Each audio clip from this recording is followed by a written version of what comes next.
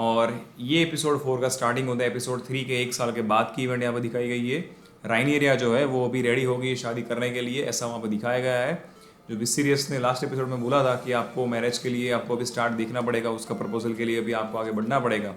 तो यहाँ पर वही दिखाया गया है कि वो 1 साल से बहुत सारे लोग वहाँ पे आ रहे हैं, उनका जो वहाँ पे जो दिखाया गया है जो केबिन, वहाँ पे बहुत सारे लोग आते हैं, उनसे मतलब वो मैरिज का प्रपोजल लेके आते हैं, लेकिन वो अभी भी इंटरेस्टेड नहीं है जितना उनको मतलब वहाँ पे दिखाया गया है इस तरह से। और स्टार्टिंग में 2-3 वहाँ से लोग दिखाए गए जो जो अंदर अंदर मतलब फाइट कर रहे हैं स्पेशली इनसे मैरिज करने के लिए। और वहाँ पे रानिएरिया फिर भी उसके बाद में इंटरेस्टेड नहीं है, फिर उसके बाद वो वहाँ से डायरेक्ट चले जाते हैं। और उसके बाद डेमन द टाइगरियन जो अभी the king of the narrow sea की फाइट करके आया एपिसोड 3 के अंदर, तो वो अभी यहाँ पे आते हैं फाइनली अपनी जो वाह करने के लिए। और वो किंग है उसके पास आके उनको बताते हैं कि देखो मैं अपने अपने दम पे अपने हिसाब से ये पूरी फाइट जीत के आया हूँ, तो मेरी वैल्यू करिए। और वो जो क्रैब जो फीडर था उसका जो स्वॉर्ड है वो भी लेके उनके पास रखते हैं वहाँ पे कि मैंने ये फाइट करके दी है, उसको फाइट को मैंने अपने हिसाब से पूरा फिनिश कर दिया 3 साल के बाद।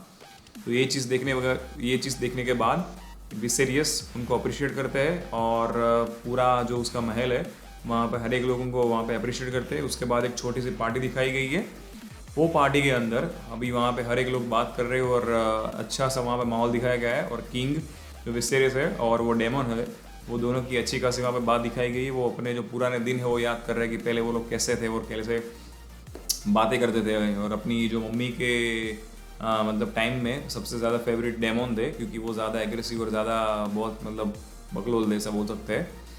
और उसके बाद वहाँ पे आगे डेमन की और जो जो राइनिएरिया है उनकी बात दिखाई जाती है कि वो क्या सोचते एक दूसरे के बारे में।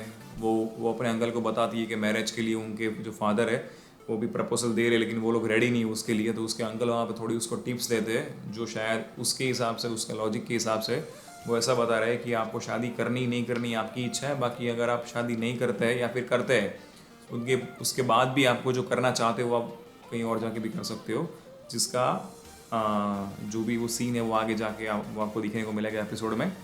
उसके साथ साथ एलिसेंट और जो राइनिएरिया है उनकी बात फिर वहाँ पर दिखाई जाती है।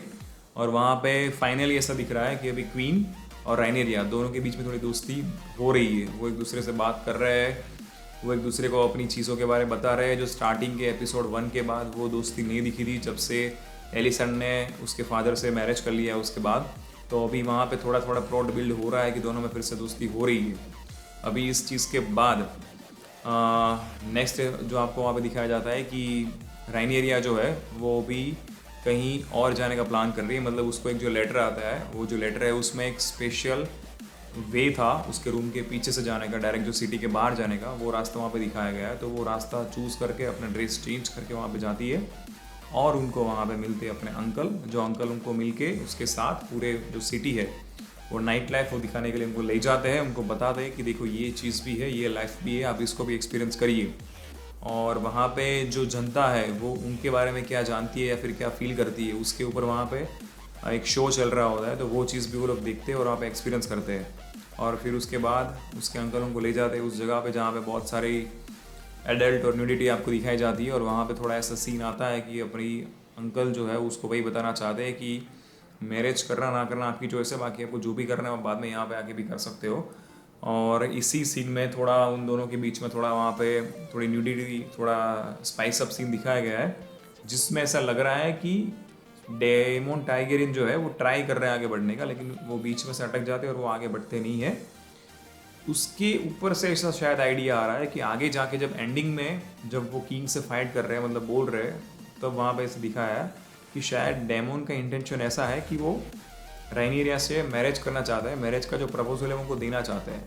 तो इसीलिए शायद उन्होंने अभी कुछ आगे नहीं बढ़े, वो चाहते हैं कि उनसे मैरिज करे ऑफिशियली, उसके बाद जो भी करना है वो करें। इसके साथ साथ जो किंग है उसकी हेल्थ आपको पता है कि वो धीरे धीरे करके अभी डाउन हो रही है। तो इसमें वही सीन दिखाया गया कि किंग बात कर रहे हैं और उनकी बॉडी के ऊपर जो सभी निशान थे वो भी पूरी बॉडी पे स्प्रेड हो रहे हैं। और वहाँ पे जो एलिसेंट है उनसे बात कर रही है, एक काम करिए इस चीज़ को मैं आपको हेल्प करती हूँ।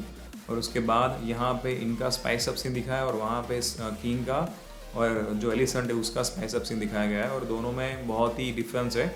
एलिसेंट अभी उनको ऐसा लग रहा है कि वो उसका काम सिर्फ एक ही बचा है कि किंग को हायर देना, उनको नया जो वारिस है वो देना, उसके अलावा उनके पास और कुछ बचा नहीं है।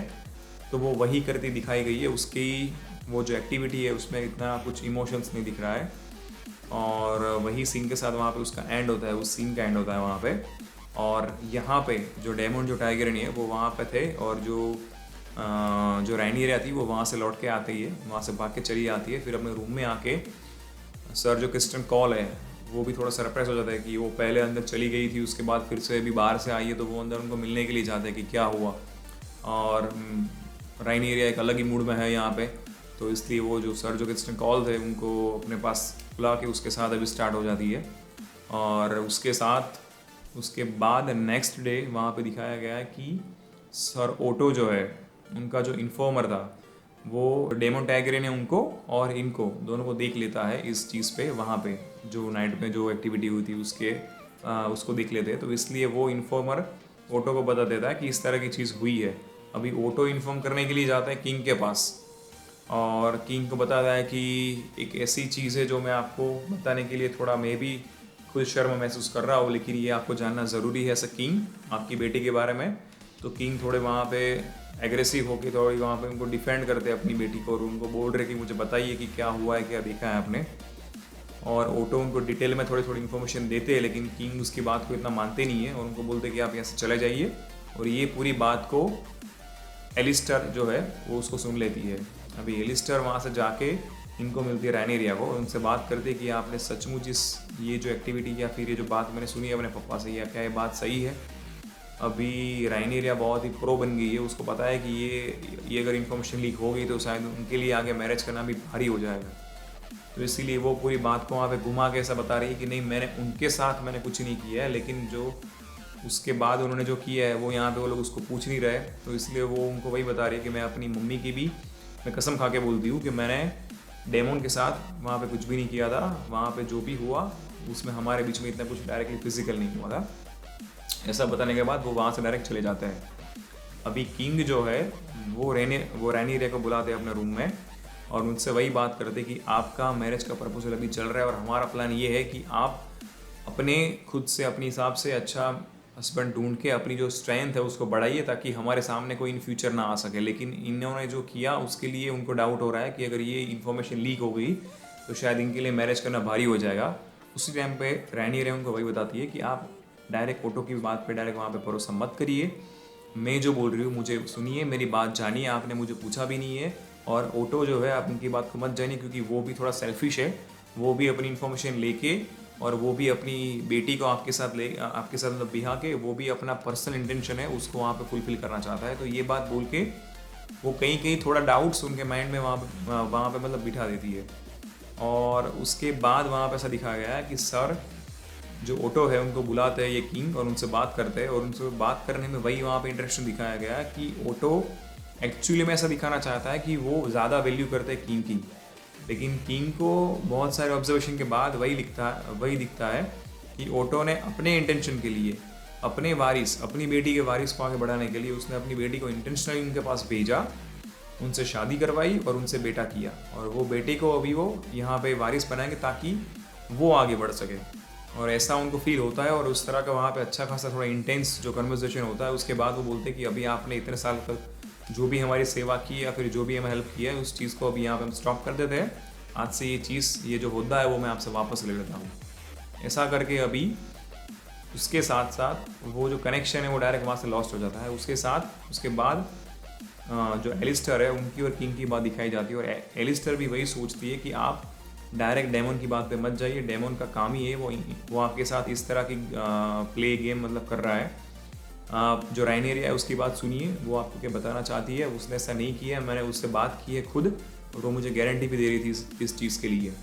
अभी ये सब इन्फॉर्मेशन लेने के बाद किंग डेमन को डायरेक्ट वहाँ से बाहर से अपने महल में बुलवाता है, और अभी भी ये डेमन टारगेरियन पूरा एकदम पी पा के बैठा हुआ है, और उनसे बात वही कर रहा है कि आप मेरे को बताइए तूने क्या किया ये, और ये जो चीज़ मैंने सुनी है क्या वो राइट है कि रॉन्ग है। लेकिन वो डेमन इस बात को ना नहीं बोल रहा है, वो बोल रहा है कि हाँ ये चीज़ सही है, और अगर आपको ऐसा लग रहा है कि आपकी बेटी की इज्जत या फिर वैल्यू डाउन हो जाएगी, तो उसके लिए मैं आपकी बेटी से मैरिज करने के लिए रेडी हूँ, आप उसकी शादी मेरे से करवाइए, मैं आपका रेल्म की वैल्यू भी जो इंक्रीज़ करूँगा और आपको सपोर्ट भी मिलेगा।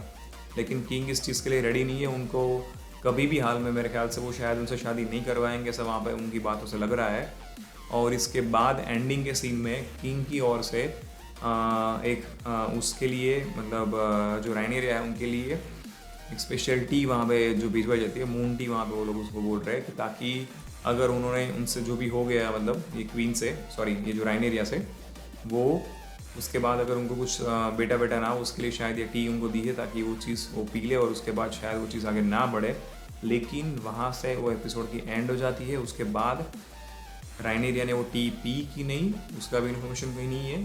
तो अगर टी नहीं पी है, अगर बेटा हो गया, तो नेक्स्ट एपिसोड में शायद मान लो कि ये टाइमलाइन फिर से बढ़ा के 1 साल के बाद अगर ये लोग दिखाते हैं, तो या तो डायरेक्ट उनका बेटा आ जाएगा या तो वहाँ पे उनको प्रेग्नेंट वहाँ पे दिखाएंगे। अगर बेटा आया तो भी 2 चीज़ वहाँ पे होने वाली है, 2 डाउट वहाँ पे क्रिएट होंगे। या तो लोगों को, उनको पता है कि ये बेटा है, सर जो क्रिस्टन जो कॉल है उनका है, लेकिन लोगों को ऐसा लग रहा है कि डेमन टारगेट के साथ उन्होंने जो किया उसके बाद ही बेटा हुआ है। तो ये एक बड़ा वाला इंटेंस अभी एक्शन होने वाला है या फिर जो कि सस्पेंस होने वाला है। तो उसका ब्रेकडाउन देखेंगे एपिसोड 5 में। और आज के लिए इतना ही। Thanks a lot for your time. Let me know how do you like it.